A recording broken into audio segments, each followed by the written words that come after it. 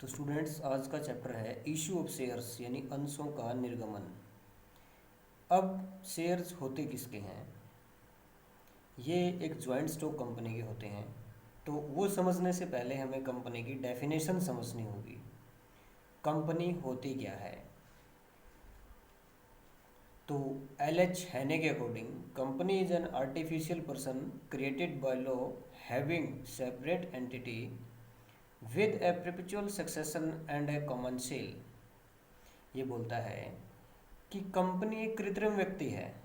अब कृत्रिम व्यक्ति कैसे, इस डेफिनेशन से ही समझते हैं। आर्टिफिशियल पर्सन, जैसे आपने देखा होगा बैंक। क्या बैंक को देख सकते हैं? क्या रिलायंस इंडस्ट्री को देख सकते हैं आप? या जिंदल स्टेनलेस को देख सकते हैं? आप इनको नहीं देख सकते। आप कहेंगे कि सर देख सकते हैं। जैसे आपने देखा कि ये पीएनबी बैंक है जी, आप उसकी बिल्डिंग को देख सकते हैं, उसके कंप्यूटर्स को, उसके एम्प्लॉयज़ को, उसके फर्नीचर को, बट आप बैंक को नहीं देख सकते क्योंकि उसका एक लीगल एग्जिस्टेंस है, only legal existence. So bank एक आपका आर्टिफिशियल पर्सन है, यानी वो है पर दिखता नहीं है। इधर क्रिएटेड बाय लॉ, जैसे बैंक आपका under banking company act registered होता है। कंपनी आपकी कंपनी एक्ट 2013 एक्ट के under the companies act 2013 registered होती है। फिर आगे कहता है कि सेपरेट एंटिटी। सेपरेट एंटिटी, इस वर्ड का मीनिंग है कि कंपनी का अपना एक अलग अस्तित्व है, यानी जो उसके मेंबर्स हैं, ओनर्स हैं, उनसे अलग ही एग्जिस्टेंस होती है उसकी। कंपनी अपने नाम से कोई भी प्रॉपर्टी सेल परचेज कर सकती है, बैंक में अकाउंट ओपन कर सकती है, किसी के साथ एग्रीमेंट कर सकती है।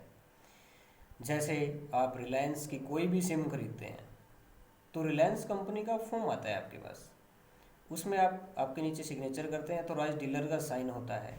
फिर उसके बाद आपका कनेक्शन एक्टिवेट हो जाता है। क्या आप कभी धीरू भाई अंबानी, अनिल अंबानी या फिर उसके जो शेयर होल्डर्स हैं उनके पास गए? कभी नहीं गए, क्योंकि उस कंपनी का अपना एक अलग एग्जिस्टेंस है। कंपनी के साथ आपका एग्रीमेंट हुआ, ना कि उन शेयर होल्डर्स के साथ, ये नहीं उसके मेंबर्स के साथ नहीं हुआ। फिर आगे इसमें देखिए प्रीपिचुअल एग्जिस्टेंस। कहता है प्रीपिचुअल सक्सेशन, इसका मीनिंग होता है निरंतर उत्तराधिकार। यानी अगर एक शेयर होल्डर मर जाए, दिवालिया हो जाए, बैंकरप्ट, तो उससे कंपनी की लाइफ पर कोई भी इफेक्ट नहीं पड़ेगा, कंपनी कंटिन्यू चलती रहेगी। तो इसी को प्रीपिचुअल एग्जिस्टेंस बोलते हैं या सक्सेशन बोलते हैं। तो एक कॉमनशील, सार्वमुद्रा। अब कंपनी अपने एजेंट के ज़रिए काम करती है, क्योंकि वो एक नेचुरल पर्सन नहीं, एक आर्टिफिशियल पर्सन है। और जो आर्टिफिशियल पर्सन है वो किसी के साथ फिजिकली कोई एग्रीमेंट नहीं कर सकता। तो उसके कुछ रिप्रेजेंटेटिव्स होते हैं, एजेंट होते हैं, जिनको हम डायरेक्टर्स बोलते हैं। वो जो एग्रीमेंट करेगा उस पर साइन करेंगे, उनके सिग्नेचर होंगे, और उनके सिग्नेचर तभी वैलिड होंगे जब उन पे कंपनी की सील लगी होगी। यानी एवरी डॉक्यूमेंट ऑफ कंपनी, कोई भी एग्रीमेंट करती है, कंटेन्स कॉमन सील। तो ये कंपनी की डेफिनेशन थी अपनी। अब इसी डेफिनेशन से इसकी करेक्टरिस्टिक्स निकल के आती हैं जो आप इजीली समझ जाओगे।